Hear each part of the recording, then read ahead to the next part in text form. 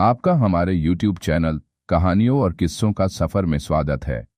आज की हमारी कहानी है मुंशी प्रेमचंद की लिखी कफन।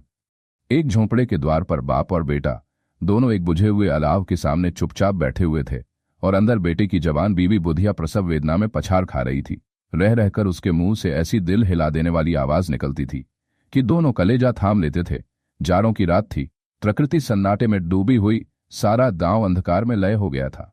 भीसू ने कहा, मालूम होता है बचेगी नहीं, सारा दिन दौड़ते हो गया, जा देख तो आ। माधव चिढ़कर बोला, मरना ही है तो जल्दी मर क्यों नहीं जाती, देखकर क्या करूं? तू बड़ा बेदर्द है बे, साल भर जिसके साथ सुख चैन से रहा उसी के साथ इतनी बेवफाई। तो मुझसे तो उसका तड़पना और हाथ पांव पटकना नहीं देखा जाता। चमारों का कुनबा था और सारे गांव में बदनाम। धीसू एक दिन काम करता तो 3 दिन आराम करता। माधव इतना कामचोर था कि आध घंटे काम करता तो घंटे भर चिलम पीता, इसलिए उन्हें कहीं मजदूरी नहीं मिलती थी। घर में मुट्ठी भर भी अनाज मौजूद हो तो उनके लिए काम करने की कसम थी। जब 2-4 फाके हो जाते तो घीसू पेड़ पर चढ़कर लकड़ियां तोड़ लाता और माधव बाजार से बेच लाता, और जब तक वह पैसे रहते दोनों इधर उधर मारे मारे फिरते। गांव में काम की कमी न थी, किसानों का गांव था, मेहनती आदमी के लिए 50 काम थे, मगर इन दोनों को उसी वक्त बुलाते जब 2 आदमियों से एक का काम पाकर भी संतोष कर लेने के सिवा और कोई चारा न होता। अगर दोनों साधु होते तो उन्हें संतोष और धैर्य के लिए संयम और नियम की बिल्कुल जरूरत न होती। यह तो इनकी प्रकृति थी। विचित्र जीवन था इनका। घर में मिट्टी के 2-4 बर्तन के सिवा कोई संपत्ति नहीं। फटे चीथड़ों से अपनी नग्नता को ढांके हुए जिए जाते थे, संसार की चिंताओं से मुक्त, कर्ज से लदे हुए। दालियां भी खाते, मार भी खाते, मगर कोई गम नहीं। दीन इतने की वसूली की बिल्कुल आशा न रहने पर भी लोग इन्हें कुछ न कुछ कर्ज दे देते थे। मटर आलू की फसल में दूसरों के खेतों से मटर या आलू उखाड़ लाते और भून भान कर खा लेते, या 10-5 ऊख उखाड़ लाते और रात को चूसते। घीसू ने इसी आकाश वृत्ति से 60 साल की उम्र काट दी और माधव भी सपूत बेटे की तरह बाप ही के पद चिन्हों पर चल रहा था, बल्कि उसका नाम और भी उजागर कर रहा था। इस वक्त भी दोनों अलाव के सामने बैठकर आलू भून रहे थे जो कि किसी खेत से खोद लाए थे। धीसू की स्त्री का तो बहुत दिन हुए देहांत हो गया था। माधव का ब्याह पिछले साल हुआ था। जब से यह औरत आई थी उसने इस खानदान में व्यवस्था की नींव डाली थी और इन दोनों बेगैरतों का दोजख बहती रहती थी। जब से वह आई यह दोनों और भी आलसी और आराम तलब हो गए थे, बल्कि कुछ अकड़ने भी लगे थे। कोई कार्य करने को बुलाता तो निर्ब्याज भाव से दुगुनी मजदूरी मांगते। वही औरत आज प्रसव वेदना से मर रही थी और यह दोनों इसी इंतजार में थे कि वह मर जाए तो आराम से सोएं। भीसू ने आलू निकालकर छीलते हुए कहा, जाकर देख तो क्या दशा है उसकी। चुड़ैल का फिसाद होगा और क्या, यहां तो ओझा भी 1 रुपया मांगता है। माधव को भय था कि वह कोठरी में गया तो घीसू आलूओं का बड़ा भाग साफ कर देगा। बोला, मुझे वहां जाते डर लगता है। डर किस बात का है, मैं तो यहां हूं ही। तो तुम ही जाकर देखो ना। मेरी औरत जब मरी थी तो मैं 3 दिन तक उसके पास से हिला तक नहीं था, और फिर मुझसे लजाएगी कि नहीं। जिसका कभी मुंह नहीं देखा आज उसका उगड़ा हुआ बदन देखूं। उसे तन की सुध भी तो न होगी। मुझे देख लेगी तो खुलकर हाथ पांव भी न पटक सकेगी। मैं सोचता हूं कोई बाल बच्चा हो गया तो क्या होगा। सोंठ, गुड़, तेल कुछ भी तो नहीं है घर में, सब कुछ आ जाएगा भगवान दे तो। जो लोग अभी 1 पैसा नहीं दे रहे हैं वे ही कल बुलाकर रुपए देंगे। मेरे 9 लड़के हुए, घर में कभी कुछ न था, मगर भगवान ने किसी न किसी तरह बेड़ा पार ही लगाया। जिस समाज में रात दिन मेहनत करने वालों की हालत उनकी हालत से कुछ बहुत अच्छी न थी, और किसानों के मुकाबले में वे लोग जो किसानों की दुर्बलताओं से लाभ उठाना जानते थे कहीं ज्यादा संपन्न थे, वहां इस तरह की मनोवृत्ति का पैदा हो जाना कोई अचरज की बात न थी। हम तो कहेंगे घीसू किसानों से कहीं ज्यादा विचारवान था और किसानों के विचार शून्य समूह में शामिल होने के बदले बैठक बाजों की कुत्सित मंडली में जा मिला था। हाँ, उसमें यह शक्ति न थी कि बैठक बाजों के नियम और नीति का पालन करता। इसलिए जहां उसकी मंडली के और लोग गांव के सरगना और मुखिया बने हुए थे उस पर सारा गांव उंगली उठाता था। फिर भी उसे यह तस्कीन तो थी कि अगर वह फटे हाल है तो कम से कम उसे किसानों की सीजी तोड़ मेहनत तो नहीं करनी पड़ती, और उसकी सरलता और निरीहता से दूसरे लोग बेजा फायदा तो नहीं उठाते। दोनों आलू निकाल निकाल कर जलते जलते खाने लगे। कल से कुछ नहीं खाया था, इतना सब्र न था कि ठंडा हो जाने दें। कई बार दोनों की जबानें जल रहीं। छिल जाने पर आलू का बाहरी हिस्सा जबान, हलक और तालू को जला देता था, और उस अंगारे को मुंह में रखने से ज्यादा खैरियत इसी में थी कि वह अंदर पहुंच जाए। वहां उसे ठंडा करने के लिए काफी सामान थे, इसलिए दोनों जल्द जल्द निगल जाते। हालांकि इस कोशिश में उनकी आंखों से आंसू निकल आते। ढीसू को उस वक्त ठाकुर की बारात याद आई, जिसने 20 साल पहले वह दिया था।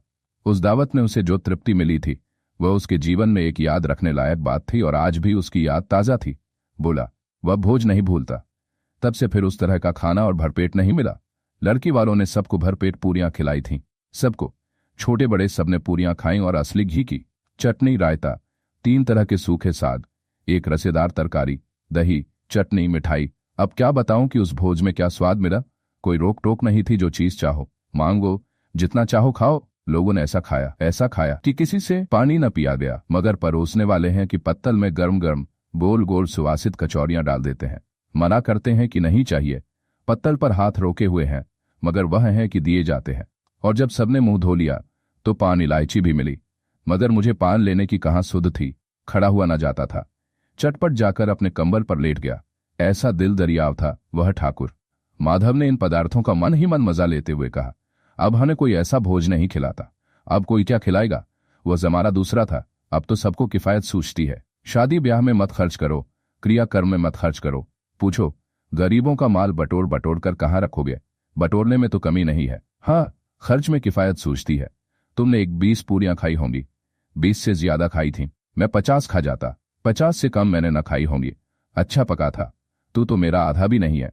आलू खाकर दोनों ने पानी पिया, और वहीं अलाव के सामने अपनी धोतियां ओढ़कर पांव पेट में डाले सो रहे, जैसे 2 बड़े बड़े अजगर गेंडुरियां मारे पड़े हों। और बुधिया अभी तक कराह रही थी। 2 सवेरे माधव ने कोठरी में जाकर देखा तो उसकी स्त्री ठंडी हो गई थी। उसके मुंह पर मक्खियां भिनक रही थीं, पथराई हुई आंखें ऊपर टंगी हुई थीं, सारी देह धूल से लथपथ हो रही थी। उसके पेट में बच्चा मर गया था। माधव भागा हुआ घीसू के पास आया, फिर दोनों जोर जोर से हाय हाय करने और छाती पीटने लगे। पड़ोस वालों ने यह रोना धोना सुना तो दौड़े हुए आए और पुरानी मर्यादा के अनुसार इन अभागों को समझाने लगे, मगर ज्यादा रोने पीटने का अवसर न था। कफन की और लकड़ी की फिक्र करनी थी। घर में तो पैसा इस तरह गायब था जैसे चील के घोंसले में मांस। बाप बेटे रोते हुए गांव के जमींदार के पास गए। वह इन दोनों की सूरत से नफरत करते थे। कई बार इन्हें अपने हाथों से पीट चुके थे। चोरी करने के लिए, वादे पर काम पर न आने के लिए पूछा, क्या है बे घिसुआ, रोता क्यों है। अब तो तू कहीं दिखलाई भी नहीं देता। मालूम होता है इस गांव में रहना नहीं चाहता। ढीसू ने जमीन पर सिर रखकर आंखों में आंसू भरे हुए कहा, सरकार बड़ी विपत्ति में हूं। माधव की घरवाली रात को गुजर गई। रात भर तड़पती रही सरकार। हम दोनों उसके सिरहाने बैठे रहे। दवा दारू जो कुछ हो सका सब कुछ किया, मुदा वह हमें दगा दे गई। अब कोई एक रोटी देने वाला भी ना रहा। मालिक तबाह हो गए, घर उजड़ गया। आपका गुलाम हूं, अब आपके सिवा कौन उसकी मिट्टी पार लगाएगा। हमारे हाथ में तो जो कुछ था वह सब तो दवा दारू ने उठ गया। सरकार ही की दया होगी तो उसकी मिट्टी उठेगी। आपके सिवा किसके द्वार पर जाऊं। जमींदार साहब दयालु थे, मगर घीसू पर दया करना, काले कंबल पर रंग चढ़ाना था। जी ने तो आया, कह दें चल दूर हो यहां से, यूं तो बुलाने से भी नहीं आता। आज जब गरज पड़ी तो आकर खुशामद कर रहा है। हरामखोर कहीं का, बदमाश। लेकिन ये क्रोध या दंड देने का अवसर न था। जी ने कुड़ते हुए 2 रुपए निकालकर फेंक दिए, मगर सांत्वना का एक शब्द भी मुंह से न निकला। उसकी तरफ ताका तक नहीं, जैसे सिर का बोझ उतारा हो। जब जमींदार साहब ने 2 रुपए दिए तो गांव के बनिए महाजनों को इनकार का साहस कैसे होता। घीसू जमींदार के नाम का ढिंढोरा भी पीटना खूब जानता था। किसी ने 2 आने दिए, किसी ने 4 आने। 1 घंटे में घीसू के पास 5 रुपए की अच्छी रकम जमा हो गई। कहीं से अनाज मिल गया, कहीं से लकड़ी। और दोपहर को घीसू और माधव बाजार से कफन लाने चले। इधर लोग बांस वांस काटने लगे। गांव की नर्म दिल स्त्रियां आकर लाश देखती थीं और उसकी बेकसी पर 2 बूंद आंसू गिराकर चली जाती थीं। 3 बाजार ने पहुंचकर घीसू बोला, लकड़ी तो उसे जलाने भर को मिल रही है। माधव बोला, हाँ लकड़ी तो बहुत है, अब कफन चाहिए तो चलो कोई हल्का सा कफन ले। हाँ और क्या, लाश उठते उठते रात हो जाएगी। रात को कफन कौन देखता है। कैसा बुरा रिवाज है कि जिसे जीते जी तन ढांकने को चीथरा भी न मिले, उसे मरने पर नया कफन चाहिए। कफन लाश के साथ जल ही तो जाता है, और क्या रखा रहता है। यही 5 रुपए पहले मिलते तो कुछ दवा दारू कर लेते। दोनों एक दूसरे के मन की बात तार रहे थे। बाजार में इधर उधर घूमते रहे। कभी इस बाजार की दुकान पर गए, कभी उसकी दुकान पर। तरह तरह के कपड़े, रेशमी और सूती देखे, मगर कुछ जंचा नहीं। यहां तक कि शाम हो गई। तब दोनों न जाने किस देवी प्रेरणा से एक मधुशाला के सामने जा पहुंचे, और जैसे किसी पूर्व निश्चित व्यवस्था से अंदर चले गए। वहां जरा देर तक दोनों असमंजस में खड़े रहे। फिर घीसू ने गद्दी के सामने जाकर कहा, साहू जी 1 बोतल हमें भी देना। इसके बाद कुछ चिखौना आया, तली हुई मछली आई, और दोनों बरामदे में बैठकर शांतिपूर्वक पीने लगे। कई कुछ ताबड़तोड़ पीने के बाद दोनों सरूर में आ गए। धीसू बोला, कफन लगाने से क्या मिलता, आखिर जर ही तो जाता, कुछ बहू के साथ तो न जाता। माधव आसमान की तरफ देखकर बोला, मानो देवताओं को अपनी निष्पापता का साक्षी बना रहा हो। दुनिया का दस्तूर है, नहीं लोग बामनों को हजारों रुपए क्यों दे देते हैं? कौन देखता है परलोक में मिलता है या नहीं? बड़े आदमियों के पास धन है, फूके, हमारे पास फूंकने को क्या है? लेकिन लोगों को जवाब क्या दोगे? लोग पूछेंगे नहीं कफन कहाँ है? धीसू हंसा, अब ये कह देंगे कि रुपए कमर से खिसक गए, बहुत ढूंढा मिले नहीं। लोगों को विश्वास न आएगा, लेकिन फिर वही रुपए देंगे। माधव भी हंसा, इस अनपेक्षित सौभाग्य पर बोला, बड़ी अच्छी थी बेचारी, मरी तो खूब खिला पिलाकर, आधी बोतल से ज्यादा उड़ गई। धीसू ने 2 सेर पूरियां मंगाई, चटनी, अचार, कलेजियां। शराब खाने के सामने ही दुकान थी। माधव लपक कर 2 पत्तलों में सारे सामान ले आया। पूरा 1.5 रुपया खर्च हो गया, सिर्फ थोड़े से पैसे बच रहे। दोनों इस वक्त इस शान में बैठे पूरियां खा रहे थे जैसे जंगल में कोई शेर अपना शिकार उड़ा रहा हो। न जवाबदेही का खौफ था, न बदनामी की फिक्र। इन भावनाओं को उन्होंने बहुत पहले ही जीत लिया था। धीसू दार्शनिक भाव से बोला, हमारी आत्मा प्रसन्न हो रही है तो क्या उसे पुण्य न होगा? माधव ने श्रद्धा से सिर झुकाकर तस्दीक की, जरूर से जरूर होगा। भगवान, तुम अंतर्यामी हो, उसे बैकुंठ ले जाना। हम दोनों हृदय से आशीर्वाद दे रहे हैं। आज जो भोजन मिला वह कभी उम्र भर न मिला था। एक क्षण के बाद माधव के मन में एक शंका जागी। बोला, क्यों दादा, हम लोग भी एक न एक दिन वहां जाएंगे ही।